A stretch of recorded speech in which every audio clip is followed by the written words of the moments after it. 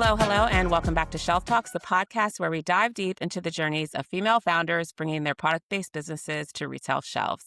I'm your host, Roberta, and today I'm sitting down with Carrie Sporer, co-founder of SWAIR Hair. After more than a decade of searching for a real solution and finding none, Carrie and her co-founder created SWAIR Showerless Shampoo to fill the gap in not only their own get-ready routines, but for others to go from, which I love this, sweaty to ready in record time. And we all are curious to hear how she did it. So welcome, Carrie. Thank you so much for having me. I'm excited to be here. Yeah, definitely. So can we start from the beginning and let us know what was life like before you even thought about SWAIR? Yeah, absolutely.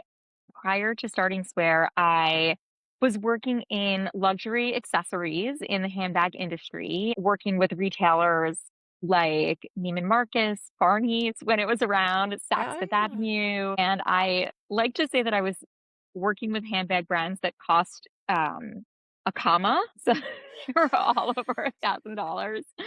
And yeah, so that was kind of my career up until starting Swear. And in terms of retail, there was some stuff that carried over, a lot of the like acronyms and verbiage, but the Hmm. way that consumer goods works versus luxury goods is very, very different. Was that always the career path that you had wanted to go in? Was that more luxury space? Yeah, I was one of these typical young women that when I was in college, I wasn't quite sure what I wanted to do. I bounced around from a lot of majors, but going into my senior year of college, I got an internship with Coach handbags. No. And that was dating myself a little bit here, but they were like super popular. It was like the go to brand for young women. So that was really, really exciting. And I really fell in love with that internship and it kind of decided the trajectory for the next decade and a half of my career. What made you change and go to something so different from what you were, so educated in and learned in? So, like many founders, especially first time founders, I started Swear to solve my own problems. I met my co founder, Meredith, while training for the New York City Marathon. We actually met back in 2007. And while we loved working out regularly, we hated that we had to wash our hair every time we broke a sweat.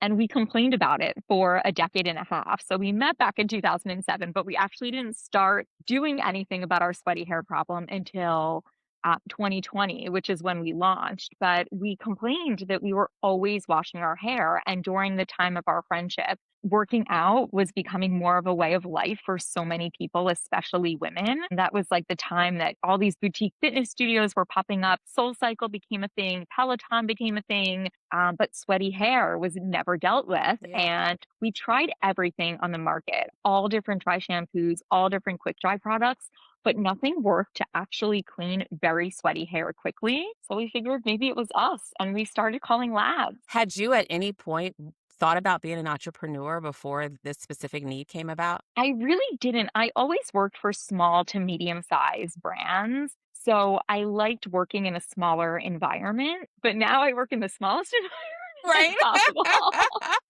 So were you guys just sitting around and who, I guess, said, like, maybe we should start this? And did the other person think the other was crazy or like felt the same way? After having I now have two boys, ages 8 and 10, but after having my first son, my first day back after a 3-month maternity leave involved a flight to Paris, which while that sounds really glamorous and amazing, and it really was for such a large part of my career, once I had kids, I didn't want to be traveling outside of my own control Yeah. and like just being told when I had to get on planes. So I actually pivoted into consulting and was doing sales and operations for smaller founders. And that's when I really learned about contract manufacturing. So prior to that, I assumed that people who were starting a business, especially a beauty business, were like making things in their kitchen and mixing ingredients and had a real chemistry background. I had wanted this product for so long, but actually didn't know that I could. It sounds kind of naive in retrospect that I can go and find a chemist to work for me, but I just didn't connect those dots until I saw other people doing it when I was consulting. I was definitely the one of me and Meredith, the one who's like, I'm going to start calling labs. I'm going to put together a brief. Like, I've now realized that there's an ecosystem for this. Let's see if somebody can make this product. That's amazing, I think, too, that for years you've been talking about it and never found a solution. And then you just happen to, from your career path, land in a space that kind of gave you, the power or the insight to say that this is how I can do this. Yeah, exactly. And it's one of those things that when you're going through it, you feel like there's no rhyme or reason, but then when you look back on the way that everything's played out, it seems like this was meant to be. Yeah, definitely, definitely. So what were first steps once you guys said, "Okay, let's try to do something together and let's try to solve this problem." What was first steps in doing that? Yeah, so the first step in terms of finding the manufacturer and the formulation was putting together our no list. We launched in 2020, and most beauty brands that have launched in the last couple of years really are clean beauty brands, whether or Mhm. not that's something that they advertise, but just over the years, certain ingredients have become less acceptable. So we wanted to educate ourselves about what was good to have in the product and what was not good to have in the product. And we started as basic as just taking the things in our own bathrooms and Googling the ingredients and, looking on EWG and different websites to learn about the ingredients. And then we put together a comprehensive note list of things that we didn't want in the product. And then the biggest challenge that we had was finding a manufacturer who wanted to formulate for us and not just put our label on something that was already on their shelf. So we put together a brief that we wanted, a post workout hair care product that could remove sweat from your hair without all of these ingredients. We had no idea that was actually possible. But most of the manufacturers came back and they said, well, we have a dry shampoo and you can put your name on this dry shampoo and you can make if you want, you can put in like these marketing ingredients to say that it's going to do all of these wonderful things. But for us, that wasn't good enough. And that was really our biggest hurdle to find somebody that was willing to say, you want something different than dry shampoo? We understand that and we will make it for you without you having to mortgage your home. So how long did it take for you to actually find somebody that said, "Yes, I'll do this for you"? So I would say it probably took us about 3 months to find a lab that was willing to really formulate and work with us. And then once we got their first version of what we wanted, it took about another 11 months to actually perfect the formulation. And what I found in everything that we've made or that we're working on is you usually get like 90% of the way there in your first go. And then it's getting it to be 100% is what takes all of That those long months time. after, because it's Interesting. kind of like a leap and then just these tiny little baby steps to fine tune it into that perfect finished product. And during that kind of fine-tuning stage, was that you guys actually using it on yourself to see if it worked in the manner in which you envisioned? Were you giving it to friends? Like, what did it look like in order to get feedback? It looked like all of those things. Meredith and I were definitely the first test to see if it was something that we liked. And I would say we have a really great working relationship, but getting us both to like the same version of a product took a really long time. And actually, in retrospect, that's good things because we have different things that we think are important. Right. I'm very performance based and Meredith is more experience based. Like she cares so much about like the texture and the smell. And I'm more like, does it work? Different versions of the formula excelled at each of those things. So it took a while to finally do one that ticked all the boxes. And then we had a couple of versions that went out to, we only had about 20 testers at first. First, because it was like the end of COVID that you still weren't wanting like a random person you didn't know to send a bottle in the mail. So we really relied on friends and family. Unless they wanted to talk to us about a specific issue, we wanted to make sure that all the testing was anonymous so that they could feel free to be, as harsh or as critical as they wanted. And we encouraged them to be harsh and critical because we don't want to bring something to market unless it was amazing. Was there any feedback that you got from your friends or family that the two of you didn't see, but actually you changed it based on that feedback? Well, I think we had such a picture of, we call her Peloton girl, our, avatar of who our customer is. And I think that the first thing that was really surprising was the different use cases that people had.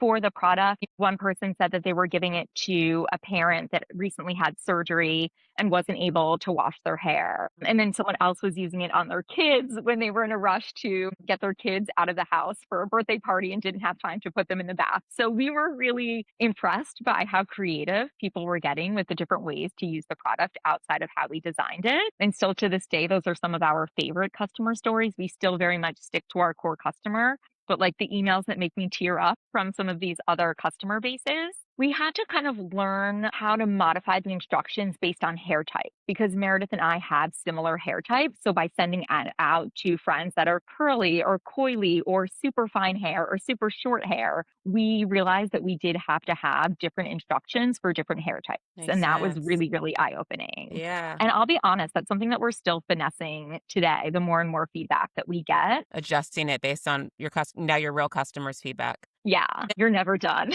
So once you were able to have that final formula, that final product Mhm. that both of you guys felt good about and going to market, how did you go to market? Was that Mhm. something that you had your own website, sold online? So we launched on our website as the initial point of sale, swearhair.com. And because I had had a traditional fashion background, we felt really strongly about traditional PR. A lot of brands were popping up around the same time that we did, about 6 to 9 months after COVID started. All these other people, were working on these COVID projects as well. So we felt like there were so many D2C brands just popping up and doing like the Instagram influencer launch.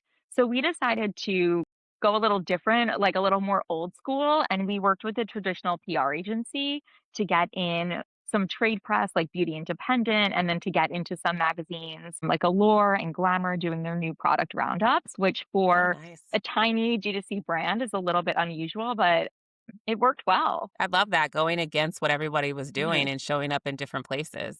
So with that, as you were launching on mhm, D2C and having that final product, how did you know how much inventory to mhm. buy for your first round? Yeah, so we launched with two sizes of our OG showerless shampoo SKU. We 1,000 of the large, which is an 8-ounce bottle, and then we bought 5,000 of the 2-ounce travel size. I think that those just seemed like nice round numbers to us. I was gonna say, how did you We were, even how did you come up with that number? yeah, I mean, it really was guessing. Yeah. But one thing that happened was 2 weeks before we were supposed to launch, and as I mentioned, we had all of this press lined up. The 2-ounce, those 5,000 bottles, we were told experienced a contamination at the lab, and they needed to dispose of them. Oh So my we actually gosh. had to push our launch back by 6 weeks. Luckily, the lab took financial responsibility and rebought our packaging and our labels for us. We were able to submit the invoices to them. And of course, they hustled to make, normally something that takes 12 weeks lead time, they made as soon as possible. But that was very scary. And how does that affect your media that you had planned in your Yeah. press? So I'll be honest, we really freaked out, like, and we're Yeah. so scared to tell our PR agent. And they were so comforting. And they were like, this things like this happen. Like a designer thinks that they're launching their collection and then they're not ready, or something is stuck in customs. Like for us, it felt like the world had Ended. ended. And Yeah. honestly, had the lab not taken financial responsibility, it would have ended. Like we just couldn't pay for another run. But because the PR agency was so experienced and had dealt with these type of crises, they really walked us like off the ledge and were just like, these things happen. So we were supposed to launch in August, and we ended up launching the end of September. So, if we were going to be in an August roundup, they had great relationships with the editors and were able to flex us into the September roundups and things like that. So we really leaned on their relationships, but they were PR agents and therapists for Yeah. that period of time. Oh my gosh. So that's great to be able to launch and be Mhm, in some major magazines that, everybody reads to mhm. understand like what the next best thing is a great way to kick off your brand launch. So with that, what did that launch look like? So for us, it was really putting together an email list of everyone we ever knew and their brothers to, email them. We waited till the initial press dropped, and then we said, we launched this brand, check us out. We're in these publications as of today. And then, like most startups, we knew every single person that placed an order that first day. And it did take a while, for the press, even though one thing that we've learned and just the more experience that you get with it is like what types of articles actually Move the convert to needle. sales. Yeah. Yeah. But the great thing about it is, and like, again, one of the reasons why we chose that strategy as opposed to like the more popular influencer strategy these days is that's really a moment in time. Like if they post a story Mm, or a reel, it's in your feed for a minute. I can say, even though the only time we were in Allure was in September of 2020, seen in Allure is like on every important piece of, mail, PDF, sheet, anything for swear. Like you can take those moments with you in a way that you can't necessarily with social media. So even though you may not get the same instant virality, now we have a whole like literal deck of all of these amazing press moments from, Glamour, Vogue, Real Simple, The Today Show, Good oh, Morning wow. America. Like we really feel strongly about, relying on traditional press and Yeah. taking it with us forever. Yeah. I mean, it's definitely, saying that you were in a lore is more powerful than saying, in 2020, we had a TikTok video go viral by an influencer Yeah. or something like that. So definitely. And it's just Mhm. historic, like it stays and someone can always go back and find that Yeah, article. exactly. And That's so especially cool. when it comes to like shelves over digital sales, Yeah. because, those kinds of things really, it's another touch point when you get to a shelf versus, maybe you're on your phone and you see the viral video and you check out. But again, that's like a fleeting moment. Yeah. Yeah. So first early sales were your friends and family. How did you start to build the momentum to get more people to start to buy and understand the brand? Yeah, so we were lucky enough to connect with a couple of great group fitness instructors and a couple of women that actually were the people who taught the classes to certify the group fitness instructors because we found that those women had such influence over the women in their Mm, classes, following along everything that you're doing at the front of the class, whether right. it's, a spin class or an abs class, whatever it might be. And, they want your cute outfit. They're doing the moves that you're doing. They want to know how you're taking care of your hair. Yeah, that we found that that was a really natural fit that, people wanted to know how the instructors were dealing with their sweaty hair. And then it was also a great kind of proof point for us because these women were teaching multiple classes a day and using swear in between to keep their hair fresh. Mm, So that's so smart. that for us was a home run. Yeah. How did you find them? Were you doing classes like that, and initially it was your instructor, or did you just actually go to these places and just start talking to people? Yeah, it was a little bit of everything. It was instructors that we knew, like we had a launch event with the press and we had one of our favorite instructors actually because it was COVID, do like a virtual fitness class so everybody could get sweaty and then use the swear together at the end of the class once they were sweaty. So it was people that we knew, it was people that we found online. It was my cousin in Arizona's favorite instructor at her gym. Like it was, it's all grassroots when you're starting. Yeah. I love that though, because you really got directly to the community where Mhm. they use it, where they're actually would be utilizing the product. You went Mhm. directly to the source really of where they're really Yeah. going to be utilizing it in the most effective way. Yeah. And that's one of the benefits of being a bit of a niche brand is because you really know who your core audience is. And that's not to say, as I mentioned before, that it's not going to be useful for other people. But when you really zero in, I feel like less is more in Yeah. terms of audience sometimes, especially when you're starting. Yeah. Yeah.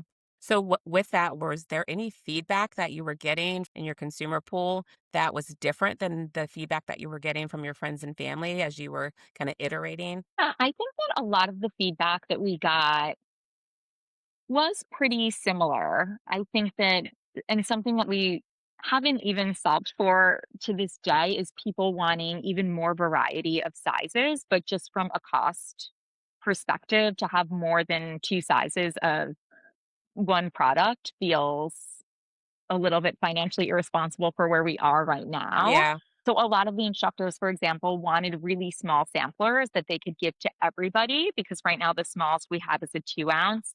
And that lasts most of our customers 2 to 3 months and it retails for $16. So it's not something that, You I can can just put in every gift bag at every workout right, class. right. But to do a true sample is to develop that packaging in the way that we feel proud of it, and then to hit those, like, 50,000 unit minimums that these sample houses want you for a production run. We're a bootstrap self-funded brand, which we're so proud of, but it's not something we can afford right Yeah. now. Completely understand. Completely understand. Talking about packaging, Mhm, what was that creative process mhm, in finalizing what your packaging was going to mhm. look like? Yeah, there were a lot of Pinterest boards about, what we felt like the brand should be, what we felt like our customer was looking for. We may have oversimplified, but Meredith and I, because we were making this product for our own need, we really designed truly around what we liked. And I feel like I keep talking about COVID and it feels so long ago I know, now. right? We were so lucky that we worked with a designer who was way too expensive for us, but really didn't have a lot of projects going on. Mm, I met her through a networking group, and she gave me her budget, and I gave her mine. I mean, it could not have been more different, but she was so kind, and she said, "I think you're a female founder. I think what you're doing is cool. I truly don't have much going on at the moment, so I'll work with your budget." oh, wow. We get such great feedback on the packaging. Similar to the instructions, we're always making little tweaks here and there as we learn and grow, but we're still very much similar to the packaging that we launched with. Was it hard for you and your co-founder to decide together, like, this is the Mhm. packaging? I think we really had an aha moment with it.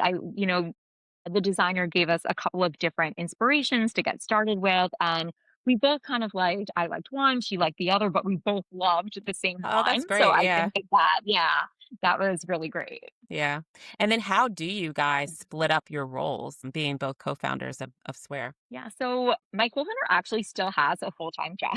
And does this, And does this. So she's 2 full-time jobs, basically. right? What we realized, shout out to her, she's built an amazing separate career, and we would not be able to match nearly what she is making financially. So we've found it much more useful rather than pay her to come on full-time, to use that money for different agencies, different freelancers, people with the technical skill sets that neither of us have, involving things like website, SEO, email, that we really need to pay for. She and I have more of a similar skill set that we don't necessarily need two of us all day. So because I am full time, I handle like more of the day to day type things. So like the operations, customer service, and things that need the constant touching. And then Meredith works more on finance. That is her background. And it's something that you can plan a little bit more. Yeah. And luckily there's been no like major emergency. Or you've had to call her Right. like in the middle of the Right. day. Exactly. Where, she's able to kind of manage the books and manage like financial strategy in a timeline that works for her. And then we both handle kind of overall brand vision, brand strategy, marketing strategy together. And then you kind of hire people to come in as kind of consultants as needed basis to Yeah, help fill other gaps. exactly. Yeah. So we actually don't have any, besides me, all full time SWAIR employees. Because I think we're still nimble enough that we can work with like fractional and part-time people. And Yeah. it's worked really well for us, especially as a small brand. Just the practicalities of not necessarily having to have a heavy payroll or, insurance liabilities for employees. It's allowed us to invest more into the business and get people that are really smart, but can work for like 5 brands at one time. Yeah. So did you leave your consulting job immediately after you guys kind of got your final product and went live on your own website? Yeah, it kind of happened a little bit naturally where a lot of my clients with COVID asked if they could pause or reduce their retainers. So I, of course, let them because their businesses were really, really struggling. And so I started just putting more time into SWAIR the more time that I had. And then by the time that those clients came back, when things had like leveled out a little bit, e-commerce was booming, things were opening up. I was in a great position to tell the clients like, thanks, but no thanks. I'm working on my own thing now, which was really exciting. Yeah. No, that's great. It seems like everything is kind of happening at the perfect timing as you're kind Yeah. of stepping into the I next mean, with the brand. yes, looking back, it like all has this wonderful halo on it, but Yeah. It really does. As you're telling your story, it definitely yeah, but does. at the time, it all felt like much more chaotic and stressful. I'm sure in hindsight now, you're like, Mhm. "Oh, okay, that makes sense." But when you're Yeah. in it, it's just Mhm. probably continuous, like, chaos. Yes. So launching on your own website, had you always envisioned at some point going to retail, or did you believe that this brand was gonna be a D2C brand? Yeah, I think that we always knew that we wanted to be an omni-channel, like a nice mix of retail and e-commerce. I think that there's always trends of like what's happening where and where shoppers like to shop, whether it's like at a multi-brand or in person or at their gym or online. So yeah, we felt really strongly about trying to be multiple places at once. With beauty products, you kind of do need some physical retail with some testers out there. There's certain customers that I think just won't convert without it. Right. Yeah, and definitely there's people that still want the experience of going in a store, Mhm. touching it, reading about it, feeling it to say whether it needs to be part of their regimen or not. Absolutely. Yeah. So you started in fitness Mhm. centers. So was this part of the story in which you were getting fitness instructors to tell their Mhm. people about the product? Or was that another layer in regards to getting into fitness centers? It was both. Our first outreach was to the fitness instructors that we were working with as kind of influencers and brand partners to see if they were able to help get us into their gym. Some of them actually were even the gym owners. So that was a really great, easy path. And they could talk about the product, and then the women can just walk right out on their way to the locker room and purchase it. And then we always like to have some also in the locker room for people to try. And then, when they like it there, and then they want to go to the front and buy a bottle and bring it home. But we also just did some outreach to other gyms where we hadn't really worked with them yet. Again, this is that like our friends like to go, or like cool openings that we saw were happening. We're based in New York City, so there was like a new gym every 5 minutes popping up. Yeah. Did you have a hard time convincing those managers or whoever the decision maker was to carry your product? We had everything, I would say. We had, people who were like, "We're sorry, we're not interested." We had people that had contracts with other hair brands that, that was quickly something that we learned that I didn't realize that there were a lot of exclusivity deals happening with some of these larger chain gyms where they could only, work with one brand. Oh, interesting. And then, yeah, there were people who were like super willing. And especially for small gyms, we are super flexible with the minimums. I'd rather have somebody sell out and come back and place a reorder than feel like they've been sold a bunch of bottles that are just sitting on a shelf. Yeah. As you reflect on that, were there any strategies in you getting that gym owner to say yes in carrying a product and a brand that was kind of, new in that space? I think we always lead with our story. We said we made this product because we were tired of sweating and washing our hair. And I think most of the gym owners, male and female, get that because they've lived it too. So when we say, we're you, we have the same problem. I think that clicks for a lot of people. Yeah. So then at this point, you are about to launch an American Eagle, or have you launched already an American Eagle? Yeah, so we've launched with Aerie just last week, which is so Oh, exciting. wow. Congratulations. Thank Oh my you. gosh, that's so exciting. So how did that come to be? So truly that was a gift from another founder friend. There is a adaptive bra company called Liberaire. They make specialty bras for people either like post-surgery or with disabilities. They're magnet based and like they're very easy to put on for people with mobility issues. And I met this founder, Emma, through a networking group, and she was working with Aerie because while they make a lot of undergarments, they don't have the capabilities to make these specialized adaptive bras that she makes. So they purchased those from her. And we were just getting lunch, and she was like, I could totally see your product in Aerie. Let me make an intro. And it all went from there. So one thing I must say about this founder journey is I've met so many incredible women and we all scratch each other's backs. And like, this is how the magic happens is from other founders. So it's really special. And I'm so grateful. Thank you, Anna. That's amazing. So she does the introduction, Mhm. and then you had to pitch your brand to them? Yeah, exactly. So she helped us get, the proper email addresses. But, there still was quite a bit of heavy lifting to do. And I think that's something that gives us an advantage with a brand like Aerie. And we're looking to expand with some of these more lifestyle brands, similar to like American Eagle and Aerie, is that their customer is not buying a product like this from them at this time. So we Yeah. have a really great story of this is an additive purchase for your customer. She's coming to you to buy her fitness clothes. We know she's working out. This is such an easy add to her basket. And that was really like what we were banging down their door with, that story. Yeah. That's interesting because I know years ago, brands like Aerie or American Eagle would Mhm. only have their own private label products in their stores. Yeah. But it seems like there's been more and more opportunity to get, like you're saying, into areas that currently they weren't able to provide for their consumers and bringing in brands to help support that. Yeah, I think that so much has changed in retail. Like, as I mentioned, I came up through luxury accessories, and I started there like probably like my first luxury accessories job was like 2006. So I've been like, it's different aspects of retail for 20 years. And I Yeah. think that the way that people have thought about it has changed, so much and everything is cyclical. But I think that we've seen so many brands like Gap and other brands like that try to do their own body, over the last few decades. Like they do it and then they pull it back and they do it Hmm. and they pull it back. And it's so expensive every time they do it. It's so time consuming that I think that they know that if their customer isn't buying it from them, she's going to go to the other side of the mall to Ulta and buy it there. So I think that, you know, retailers are getting more savvy about having a different brand mix and making it a little bit more interesting for the customer, Yeah. in my opinion. Anyway. I completely agree because now there's so many choices for consumers to shop.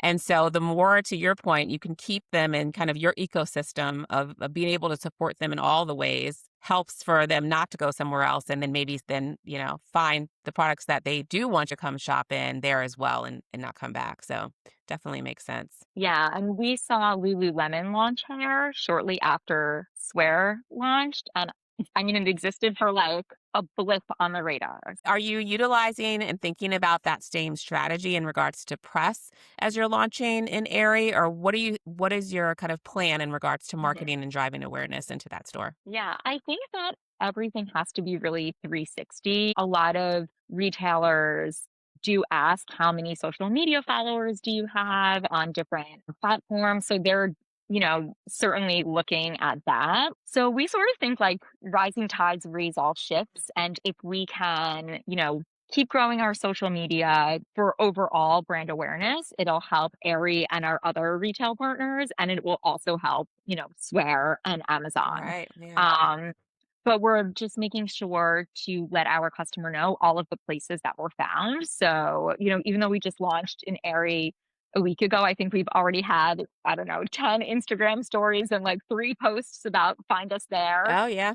Just making sure that the customer knows. And then when you are impressed, they often want to know where they can credit you or put a link so that the customer can shop. We haven't had any press requests since launching an Aerie for that, but we definitely will make sure to call them out as a retailer and provide links if possible because we know that when you show them that you're a good partner and driving customers to them, they pay you back with reorder. Right. No, definitely. Did you launch with both sizes of your dry shampoo? So we actually also have a leave-in conditioner that helps to prevent the mineral damage from sweat. So they actually launched with the mini of both of the Oh, products. smart. Okay. Yeah. Excellent. And then how did you build up from a manufacturing standpoint, making sure you had inventory to support those stores for launch? Yeah, we're very lucky that we've been working with the same manufacturer since the beginning, and they have much larger clients than Swear. So, scaling up is something that they were familiar with doing. And I've met a lot of food and beverage founders on this journey, and a lot of them start by producing themselves in commercial kitchens and then have to move it to a co-manufacturer to scale, but we were lucky that we found a manufacturer from the very beginning that worked from small to large. So I don't want to say probably like the most painful thing was like scaling the amount of money we were Oh, spending. I'm sure. Yeah. I'll be honest, like scaling the actual order size wasn't that complicated. And I feel very fortunate, for that and having found a partner that can easily grow Support with that. us. Yeah. But yeah, it was more of making the finances work. Right. Because you don't get paid right away from those Yeah, retailers, right? There's a period of time until you get paid from it. exactly. And because we have a 12-week lead time, so we have to prepay a certain amount and then the rest are on terms, Okay. so there's still a certain amount that's, even 3 months more than when they pay us. Yeah. So some of the money, there's, I guess, like a 6 month gap from when we have to put it down to when we get paid. And that is not an easy hurdle. Yeah. Had you thought about investors at any point, or is the goal to continue to fully support between the two of you guys? We took out a SBA loan, and that's kind of how we have financed a lot of the inventory, which is great. And then also we're looking into inventory financing. So there's different companies that, when you have POs, you can almost use it as collateral with some of these companies that will then help you buy your inventory and then you pay them back later with interest. I think that we're waiting for like that crazy tipping point where a major retailer wants an all door rollout or crazy expensive end caps to go and raise money. Yeah. And until then, we feel strongly about trying to remain self funded and doing it with responsible loans. But I think that there will be a tipping point at some period, but I don't know. We haven't gotten there yet. Yeah. And that's okay. I mean, because you're Mhm. slowly building and getting into retail, understanding that landscape. Some brands do at some point, and some never do, and just continue to support independently. So it's your journey to figure that out. Yeah, Yeah. time will tell. Time will tell. Time will tell. So at this point, how many SKUs do you have in your assortment? So we have, if you count our shower cap, we have 6 SKUs. So we have our hero product, which is our showerless shampoo, and that is we have it in the full size and the travel, and then we have our leave-in conditioner in a full size and a travel, and then we just launched at the very end of 2025, which for us feels just because we have such a small SKU count. It still feels very new. Speed mask, which is a 1 minute hair mask Oh, nice. because people that are working out regularly and just most people in general don't have time for a 20-minute hair mask. I love that all the time. Yeah, you're like, I want to put a hair mask in, but then you're like, I don't have time to sit for 20 Yeah, minutes and wait. exactly. And this one you can put on dry hair, so you don't even have to. That was my Oh, thing. I'm like, why am I nice. getting in the shower to wet my hair to then get out of my shower for Mm-hmm. 20 minutes? So it comes with a pump, and I literally just like pump it onto my hair and work it through with my hands. Then I wait a minute, and then I just get in the shower and rinse it out. So how are you developing and coming up with new products? And how do you know when to launch a new product? So I think for us, we've launched 3 products in 6 years, which feels incredibly slow. I think we would like to have a few more than that, but we never want to be the hair brand that's like launching like this is our coconut dream collection. Like that's just not us. We would love to be a brand of like maybe 8 to 10 like bestseller, tried and true kind of products that are all really focused on. We like to think of our like broader brand statement as the hair you want in the time you have. So these women who are like working out and really busy, like so something like a leave-in conditioner that works instantly and you don't have to do that extra step of rinsing it out and you can, just kind of use it on the go or this 1 minute hair mask. So it all kind of fits into this convenience lifestyle. Yeah. So I think because our mission is really focused, it kind of lets us go a little bit more slowly in bringing out new products. It also comes back to finances. I feel like a broken record, but making sure that we're fiscally prepared to support not only the production run and for us to launch a new product, just from the product standpoint of like the formula and the packaging and the labels, to do it in a way that we produce enough to make a real margin. It's about $30,000 of production costs, and that's not even marketing budget. So it does take us a while to kind of feel comfortable doing that. Yeah. You have to feel really good about that. This is Mhm. the next addition to the assortment that feels right on both sides. Exactly. And really most of the products that we have a few things in development. It's really from our pain points. Like we don't want to be saying maybe 10 years down the road is there just going to be SWAIR shampoo? Maybe. But like for us to be in such a crowded landscape, we really want products that you don't have in your bathroom or your gym bag now. Like we feel so strongly about having differentiated products, Yeah. and those aren't easy to come by. Yeah, not in a pretty saturated category. So it's great that you're able to create things that are so different and unique and make people kind of take a second look because they haven't seen it before, you know? Yeah. And everybody's looking for something that's fast and convenient. Yeah. And that's like literally the best compliment that we get that, we tell somebody either about our brand mission or about the showerless shampoo. And they're like, I've been looking for this. Hmm. And like that makes, all the blood, sweat, and tears like evaporate. That makes me so happy when someone's like, I needed this. I needed this Yeah. this morning. They say though, when you have a pain point, like Mhm. most of the time it's not just you, right? There's other people that are looking for that same thing. Exactly. Yeah, they were just waiting for you to develop it. So what is next for Swear? What are you envisioning over the course of the balance of this year and forward? Yeah, so I think for the balance of this year, when it comes to retail, we have a couple of exciting conversations happening. I'll definitely let you know when things Yes. come to fruition. Yes. We're also attending our first running store trade show called TRE, the running event that happens during Q4, and it's been something on our wish list for a while. Oh, nice. But we really have been gaining traction with some of independent running stores. So we're going to attend for the first time this year. So that's really, really exciting. That's so exciting. Yeah. So our goal is just to keep growing brand recognition and letting our customer find us wherever they shop. So yeah, we're just excited about it. Great. So, where can our listeners follow, support, and most importantly, buy Swear? And so our handle on everything is SWAIR Hair. So SWAIR HAIR. So swear like hair.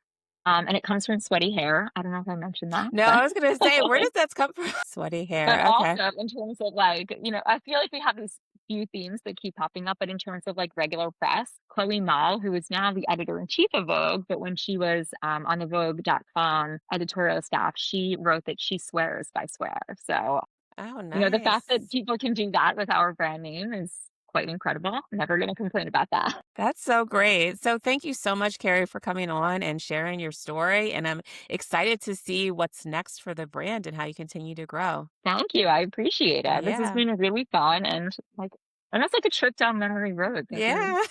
you've taken me through the journey. It's been a pretty amazing journey. So, definitely congratulations on that. Thank you.